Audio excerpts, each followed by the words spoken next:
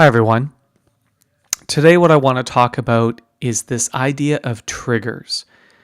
So, in marketing, what a trigger is something that actually starts the buying process. And you've got two types of triggers. You have internal triggers and you have external triggers.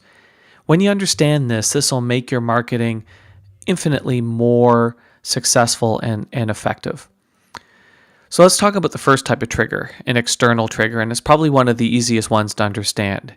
So an external trigger is an event that you have no control over. The buying process is started and initiated by something that is completely and utterly out of your control. Let me give you an example. So let's say you're a moving company. So you could be known as the greatest moving company in the earth. Your customers can completely agree that you're the company they're going to use. And gosh, when it's ready to move, they're the one that's going to call you. However, for them to need your services as a moving company, they've got to move. There's nothing you can do as a moving company to entice somebody to move. What's going to make them move is buying a new home, relocating, going to that other new home.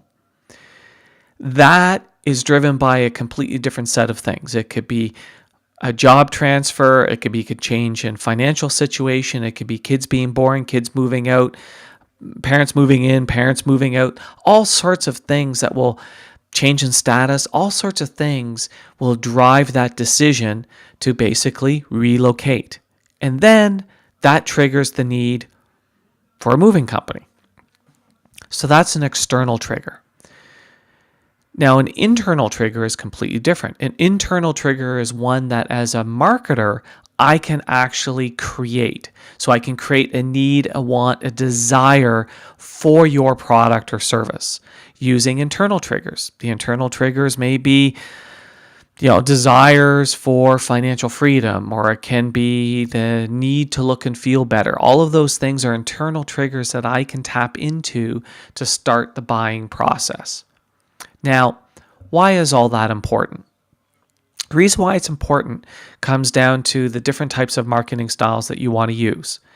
When you have something that is predicated based upon an external trigger, let's say it's engagement rings, moving companies, things along that lines, your most powerful marketing messages are branding type messages, because branding makes you the company that is liked the most and thought of first. And that's the key ingredient, thought of first. It's very, very difficult to get in front of somebody just before they have that need. So what I really want to have happen in the marketplace is for me to be well branded, so the moment that need occurs for the engagement ring, for the move, the moment that need occurs, that my company, my client is the one that the marketplace thinks of first. And that's really by carrying a branded message with lots of repeatability and things along that lines. So if you have that type of business, you want to really think about a strong branded message. If you have a business where you can tap into an internal trigger to create demand for your product or service, branding might work, but direct response probably works better. So direct response is a message that is designed basically to create interest and generate a response. But even if you're going to be doing branding, it's a different type of branding, because really what you want to do is tap into that trigger and turn it on. So one of the first things you want to do before designing your marketing campaigns is really come to this understanding of, am I looking at internal triggers, external triggers? Some businesses are a little bit of a combination of the two, but it certainly drives your marketing message. I hope that you found this to be interesting and informative, and that it'll help you take your business to the next level.